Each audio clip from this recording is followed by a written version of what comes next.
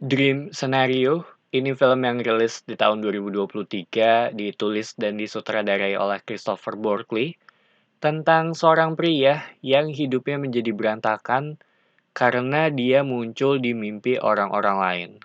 Kurang lebih seperti itu dari sisi premisnya ya. Dan sebelum nonton, gue nggak tahu banyak hal mengenai film ini. Gue nggak tahu akan menjadi tipikal film seperti apa.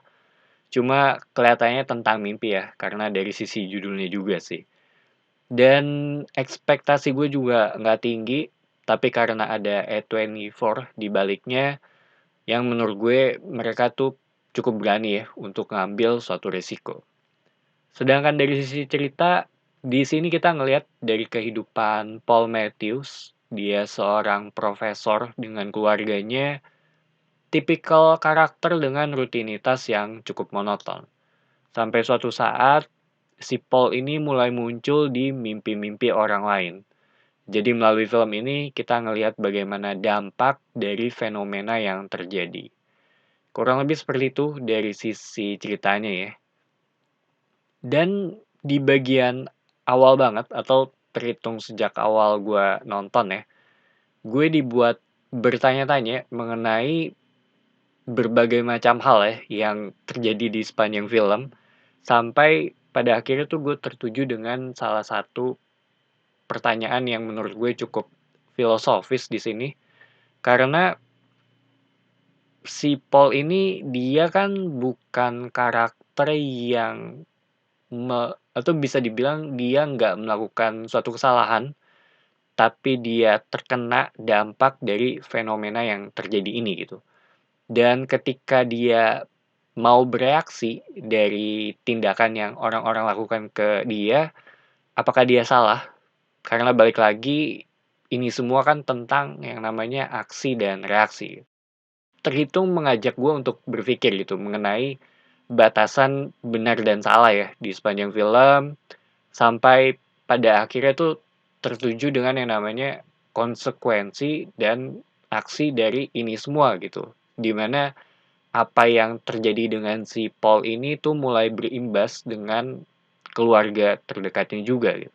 Dan apakah dia salah? Menurut gue enggak, karena balik lagi gitu kayak yang gue bilang, dia kan nggak melakukan kesalahan ya, dia nggak ngelanggar hukum dan dia juga sadar mengenai hal ini, di mana ini cukup bagus karena bukan karakter yang asal nerima begitu aja, soalnya dia kan punya background pendidikan juga ya. Cuma menurut gue, ini terhitung realistis, dia juga sempat untuk memanfaatkan ketenaran yang dia dapat juga, dan gue rasa di luar sana juga pasti banyak ya yang akan memanfaatkan hal-hal seperti ini.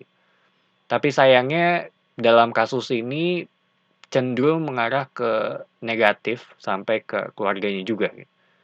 Dan kalau ngomongin dari sisi ceritanya, menurut gue ini terhitung film yang simple dan bagus. Karena selama gue nulis skrip ini, gue cukup mudah untuk ngejelasin dari sisi premisnya, dimana sejak awal tuh gue udah tahu ya masalahnya itu apa dan apa yang dia lakukan juga.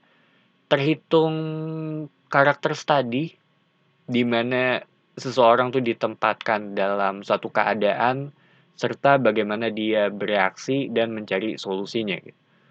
Dan ada salah satu perbincangan juga tentang konsekuensi ya, karena menurut gue ini salah satu hal yang cukup diabaikan oleh kebanyakan orang gitu. Tapi mereka naruh ini bahkan di awal-awal film.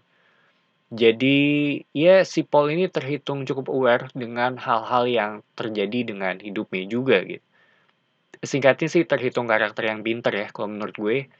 Dan kalau ngomongin dari sisi mimpi, sebenarnya gue cukup relate dengan topik yang mereka bawa di film ini. Jadi ketika gue nonton, gue cukup banyak dapat perspektif, terutama dari sisi dialog-dialog yang mereka lakukan gitu.